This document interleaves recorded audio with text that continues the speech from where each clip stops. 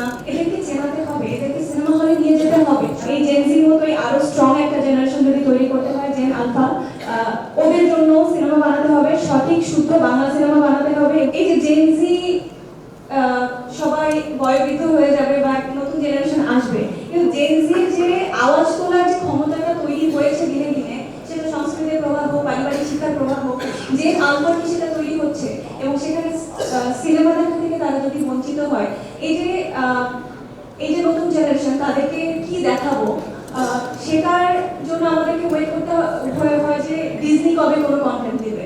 কিন্তু এই কন্টেন্ট বাংলাদেশ থেকে কেন আসে না? বা আমাদের এই জেনারেশন একজন হুমায়ুন আহমেদকে চেনে না, উইথ ডিউ রেসপেক্ট, ক্ষমা চেয়ে নিচ্ছি, ওরা অনেকে মোস্তফা সরোয়ার ফারুকীকে চেনে না, কিন্তু আমি তো মরহুম আমজাদ হোসেনকে চিনি, আমি তো সত্যজিৎ রায়কে চিনি, আর আমি তো অনলাইনের যুগটা পাইনি, তারপরও আমি জানি। কিন্তু এরা চেনে না, এদেরকে চেনাতে হবে, এদেরকে সিনেমা হলে নিয়ে যেতে হবে সুস্থ মানসিকতা তৈরি করতে হলে। এবং ভবিষ্যতে যদি কোনো ব্যতিক্রম কোনো বা যদি কোনো কি বলবো প্রতিকূল কোনো পরিবেশ তৈরি হয়, সেক্ষেত্রে যেন ওরা আওয়াজ তুলতে পারে, সেজন্য চলচ্চিত্র দেখার অভ্যাস ওদের মধ্যে তৈরি করতে হবে।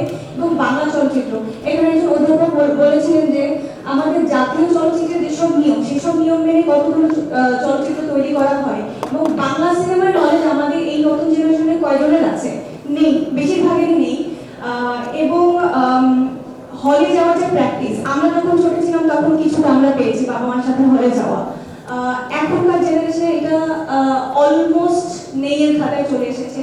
তো এটা আমার অনুরোধ থাকবে, কারণ আমার জায়গা থেকে আমার এই ক্ষমতা এখন পর্যন্ত তৈরি হয়নি যে আমি এক্ষেত্রে কোনো ইম্প্যাক্ট রাখবো। যাদের ক্ষমতা আছে এবং যারা এই নীতিনীতি নির্ধারণ করতে পারেন, আমার তাদের কাছে অনুরোধ থাকবে, দয়া করে এই ক্ষেত্রে কোনো অবদান আপনারা প্লিজ রাখবেন, যেন নতুন জেনারেশন সিনেমা হলে যায় এবং বাচ্চাদের দেখার নতুন সিনেমা তৈরি হোক। আমাদের দেশে বাচ্চাদের দেখার নতুন সিনেমা খুব কম তৈরি হয়, যে জন্য বাচ্চারা হলে যায় না এবং হলে যাওয়ার প্র্যাকটিস ওদের মধ্যে নেই, গেলেও বিদেশি সিনেমা দেখছে।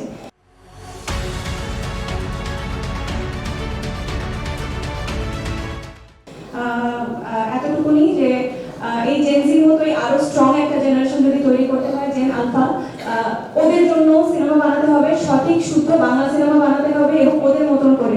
সাবজেক্ট অনেক আছে, শুধুমাত্র ক্রাইম থ্রিলার এগুলো সাবজেক্ট না, আমি এগুলোর এগেইনস্টে না, তবে একজন দর্শক হিসেবে আমি সব সাবজেক্টের উপরে সিনেমা দেখতে চাই। এটা প্রকৃতি, পরিবার, শিশু, শিক্ষা, সংস্কৃতি, প্রেম, ভালোবাসা, আমি সব সাবজেক্টের উপরে সিনেমা দেখতে চাই। বাচ্চাদেরকে এত ক্রাইম থ্রিলার দেখিয়ে তো আমি কিছু শিখাতে পারবো না, এখন পর্যন্ত ওই ব্রেনই তৈরি হয়নি যে ওরা এত ক্রাইম থ্রিলার বুঝবে। তাই নতুন জেনারেশনের দেখার মতন, শেখার মতন সিনেমা তৈরি করা হোক এবং আরো স্ট্রঙ্গার একটা জেনারেশন তৈরি হোক।